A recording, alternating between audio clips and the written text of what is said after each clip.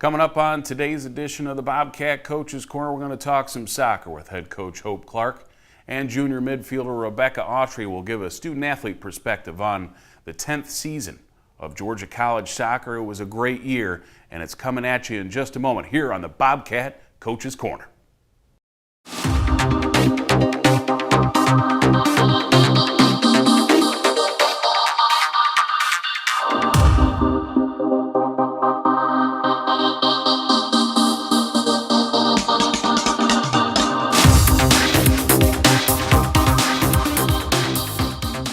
Hey Bobcat Nation, Al Weston here once again for the Bobcat Coach's Corner. We got Hope Clark after the soccer season.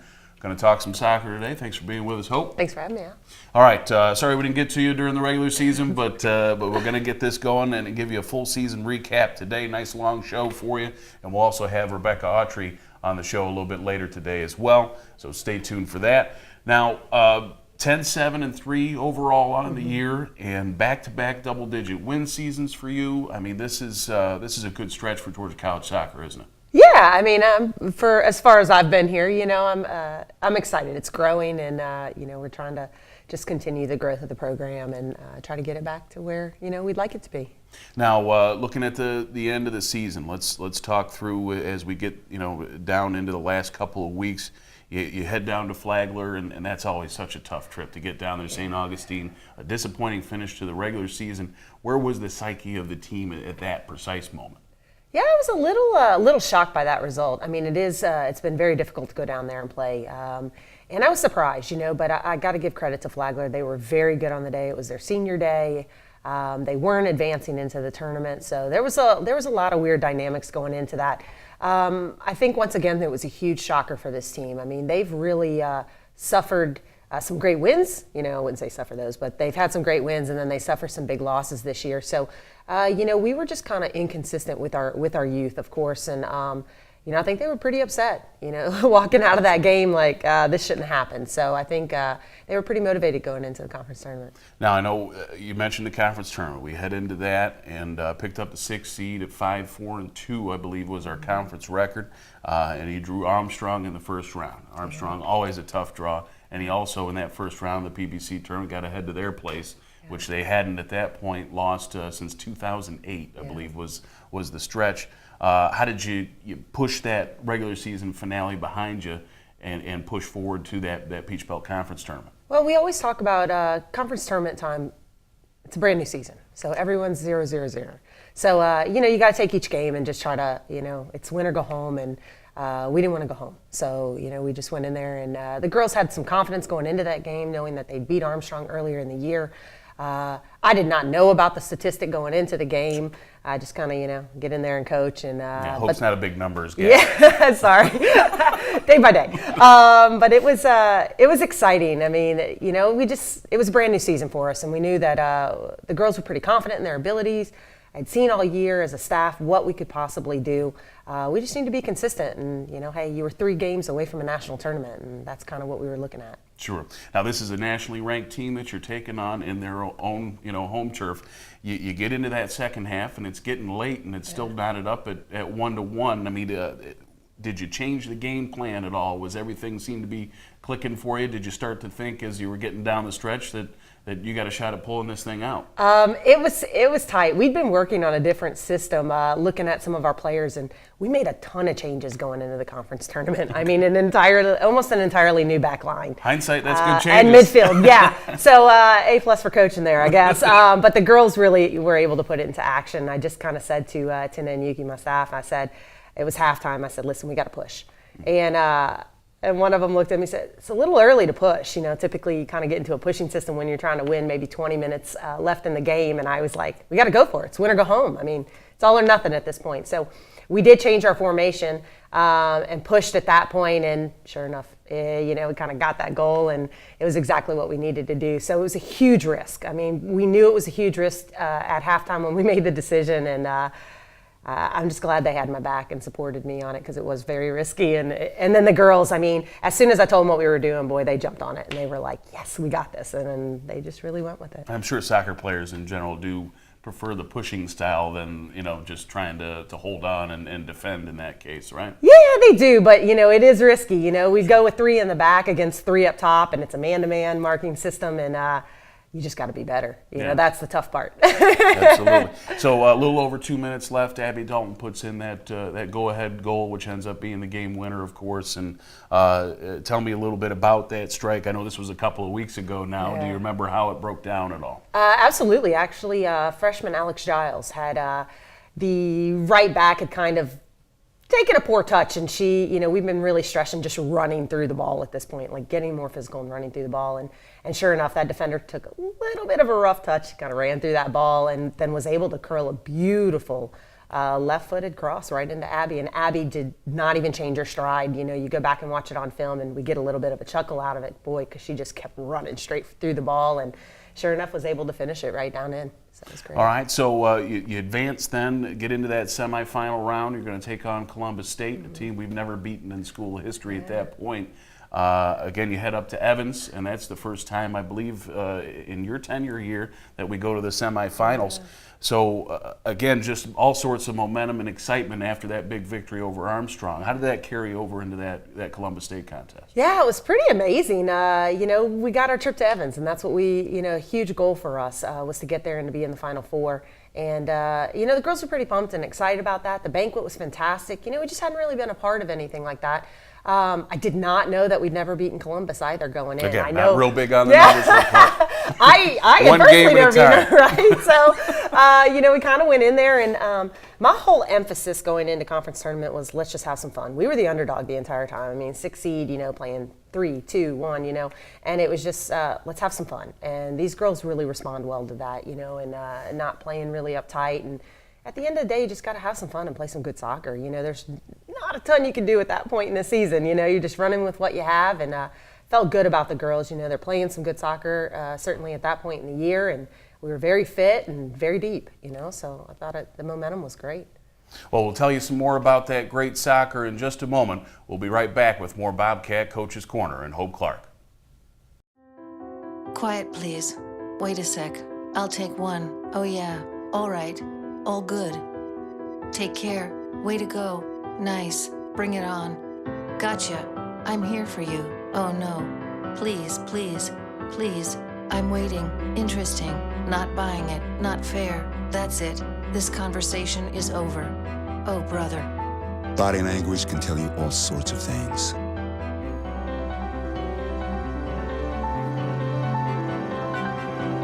I'm having a stroke. I'm having a stroke. Know the sudden signs. Learn fast. F, face drooping. A, arm weakness. S, speech difficulty. T, time. Time to call 911 immediately. The sooner they get to the hospital, the sooner they'll get treatment. And that can make a remarkable difference in their recovery. Learn the body language, the sudden signs, and spot a stroke fast. You sure you don't want some? It's chamomile.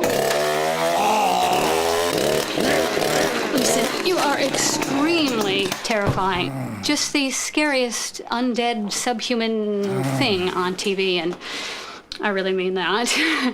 But I am worried that you could give my kids nightmares if they see you, so I'm gonna have to block you. So that's it.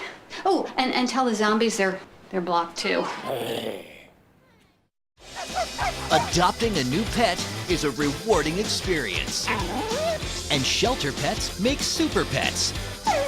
Your new best friend will steal your heart, bring you happiness, and enrich your life for years to come. You can make a difference in the life of an animal. Adopt and bring home a shelter pet today.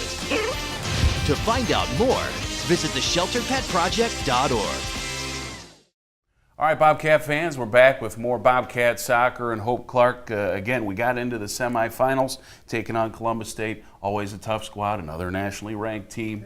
And this time it was the goals early. You popped 2 in very early. I think it was in the first 5 minutes of the contest, and then just kind of white knuckled it for the rest of the game. Yes. Tell us about the breakdown of that contest. I tell you what, they were 2 fantastic goals in the very beginning. Ashley Valou and then Liz Franco there at the end with a great assist from Allie Berries. It was just, you kind of go back and just kind of watch that build up, and I was really proud of the girls. Boy, they came out fired up. I had no idea it was going to come out like that, I'll be honest with you, but it was fantastic because we jumped on them, 2 goals in the first 9 minutes, and just at that point though, you're like, okay, we need one more. Let's cinch this up because they weren't going to back down. Nobody's going to back down in this conference, and certainly not Columbus State. They've been there how many times? Absolutely. So they have the experience, they have that drive, but luckily it was enough. But I tell you what, we weathered a huge storm that second half, and it was a tough one. I know there was one shot down the stretch, and I want to say it was in the last 30 seconds or so that Jessica Catapano made a beautiful dive and stop on and really just preserved that game. Yeah. Let's talk about Jessica. I mean, as a freshman goalkeeper, I'm sure that's not an easy thing to do. You go from that high school level and club level of play into this, Division II and a higher level of Division II soccer as well. Absolutely. And she really rose to the call this year. Oh, she was amazing. She was. I mean, she came in. We had a quick glimpse. That's a funny story, Jessica Catapano, and how she ended up here. And oh gosh, we're so grateful. But she really had a good year all year. And of course, early on, you make some newbie mistakes, freshman mistakes that unfortunately become costly. But boy, that experience along the way. And again, we play a very tough, schedule, regular season, whatever.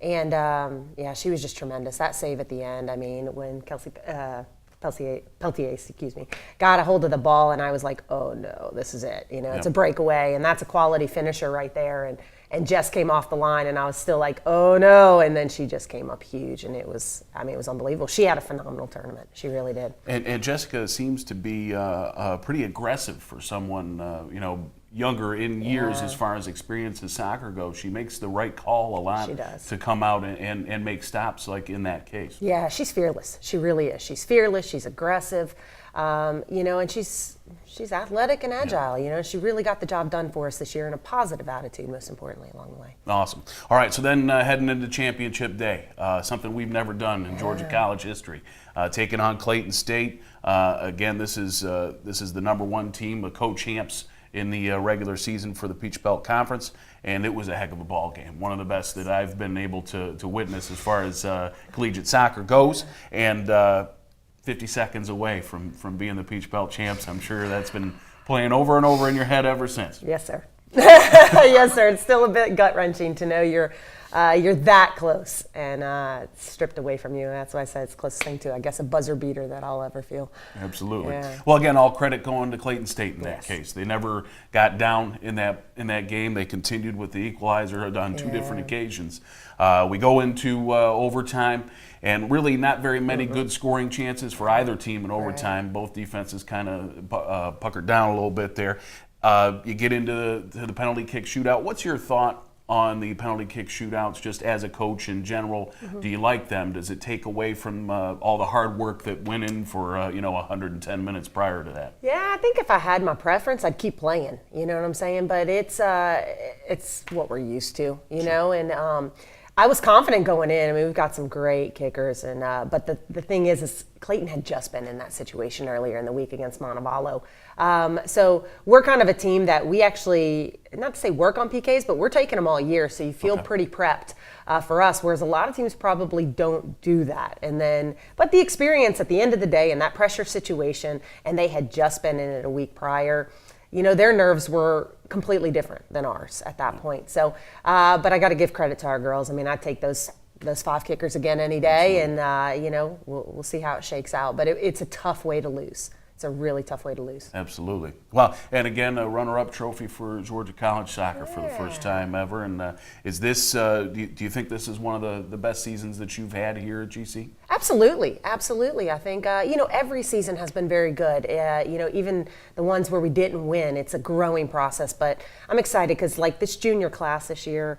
They were playing as freshmen, and the same thing, we had a lot of freshmen making an impact this year. And so, that's what you want, just to continue the success. So year in and year out, you're not rebuilding, but you're just continuing that. And hopefully, next season, we're already excited. We really wish we could kick off tomorrow, and I'm excited about the incoming players, and then we're still young. It's fantastic. Yeah, just one senior on that squad, and Anna Barrow, unfortunately not the finish that she would want to her Right, career, only that's getting right. the opportunity to play, I think, in 5 games with injury and other issues. But Anna, a solid individual as a person off the field. I know she does a lot of philanthropic work for your team. Also an early childhood ed major. She's actually in my kids' elementary school yeah? over at Blandy doing her student teaching, and any teaching openings, be looking for Anna Barrow maybe in that St. Simons area. She's a great young lady. Absolutely. Well, our time has come to a close. We're going to come right back after this break with junior midfielder Rebekah Autry, and she's going to give us a little bit of a student-athlete perspective on this great season for Georgia College soccer. So we'll be right back with that in just a moment here on the Bobcat Coach's Corner.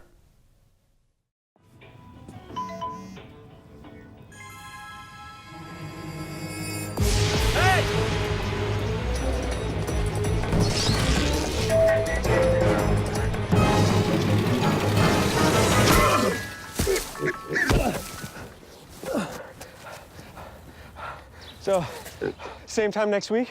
Well, of course. Put away a few bucks, feel like $1,000,000. For free tips to help you save, go to Feed the Pig.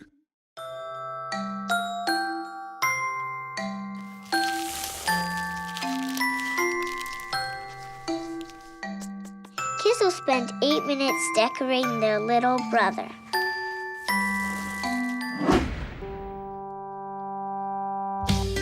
Brushing for 2 minutes now can save your child from severe tooth pain later.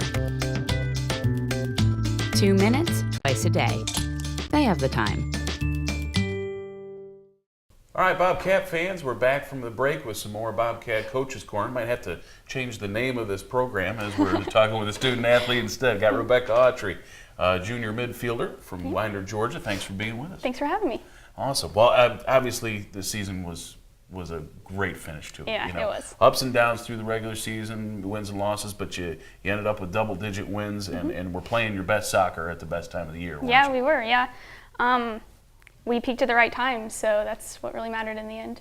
Now, you kind of, and I talked about this with Hope a little bit in the first couple of segments, but that last regular season game, you go down to Flagler, which is always a tough trip, and an unfortunate loss there. How did you guys regroup and get things ready for the conference tournament, after that kind of loss? Well, once we got down to the last 5 games of the season, Coach was like counting down. She said, "Come on, guys, we just got 5 left till that conference championship," and I think that really just made it palpable to us, and that we could actually get there, and that each game we just like ticked away at our wins and everything, and I think we just thought that we could do it, and we had to come back from that. So obviously it was a tough road. Had to take on the number 3 team in the conference, the number 2 team in the conference, then the number 1 team in the conference. No school had ever beaten all 3 in a row before. We had never made the conference championship game in school history, our 10-year of women's soccer. Looking back at this now, I'm sure you wanted that extra 50 seconds of shutout soccer to pull off a championship, but are you able to be excited about the things that you did accomplish this year? definitely. I mean, the only better way to finish the season would have been to win, but that just puts us at such a great place to start for next year. Like, we know what we can do, and we know what it takes to get there. So, I mean, if we do what we need to do and we take care of things in the regular season, then the postseason will just be that much better. Now, I know at the beginning of the season you got named to this leadership council. If you could explain to me, it's a little bit different than like a captain type of system. Explain to me, what the setup is of that and the other members of that leadership council as well. So the members were me, Anna Barrow, Susan Latochesky, and Allie Berries. And it was just our job to, get practice going every day, make sure everyone knows what they need to do, just communicate, throughout the week and stuff. In games, just at halftime, we need to bring each other together and talk to each other and what we see out there as players before the coaches talk to us. It's just kind of our job to make sure everything runs smoothly on the team. Now, talk to me about becoming a Bobcat. I know you joined us a little bit late in your sophomore year, I think, of school, and even a little bit late into the season as well. How did that go down?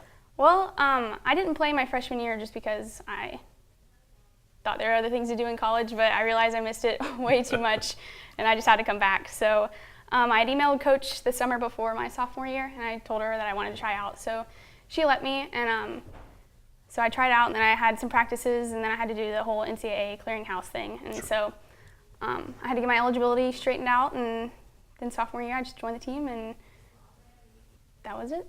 Now, it was the very end of the sophomore year, I believe, that you tore your ACL, Yes, right? the last game of the season at Armstrong.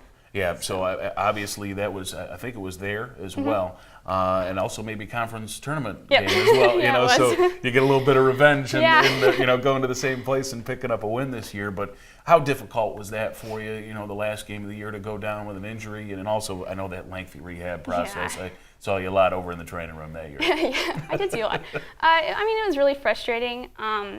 I was lucky though because I didn't actually miss any of the season. Absolutely. I missed out the spring, but that was, you know, it's not as important as in season. So, I mean, if I had to do it at any time, that would have been the time to do it. So I was just lucky that I had enough time to recover where I wasn't missing out on anything. So. Absolutely. Well, let's look forward. Next year, you know, you're only losing one senior in Anna Barrow, and you've got a lot of ability coming back, and also going to be adding a new recruiting class. The sky's the limit for this squad, isn't it? It really is. I'm so excited about next year. I know all the girls were like, no one really expected us to get as far as we did. So just the fact that that happened, I think that all of us really just can't wait to go even further next year. We're so excited to bring new girls in and excited that we're returning almost everyone. And I think we're just gonna do what we do, be a Bobcat. Awesome. Well, a little bit different role for you this year as well. Kind of moved a little bit more in the defensive half. How did you like the adjustment to that? Did it take you long to adjust? I enjoyed the adjustment. I never really played center back, but Coach put me back there, and I had good support back there. I had Emily and Elise and Marissa back there with me, so them just talking me through everything, like, okay, Rebekah, we need to step now, we need to do this, and I didn't feel uncomfortable at all because of my teammates. So. All right, I know you're an English major, and we just pulled you out of a class here. Lots of projects and everything coming up here for finals. What's the plans with that English major? What do you think you want to do with that? Well, I've thought about publishing and editing, maybe a newspaper or some kind of journal. And if I can't find anything that, I've thought about teaching, but really if I was a teacher, I would do that just so I could coach soccer. I want to coach soccer in the future at some point. So. Wow, so you'd like to keep soccer in the future. All right, always. Very nice. Well, our time here has come to a close. The Bobcat Coach's Corner, the new format, adding a student athlete as well for Rebekah Autry here. So thank you for being with us Thanks again. for having me. And thanks for tuning in. Bobcat Nation will be back with some more sports action perhaps next week. Thanks again for tuning in to the Bobcat Coach's Corner.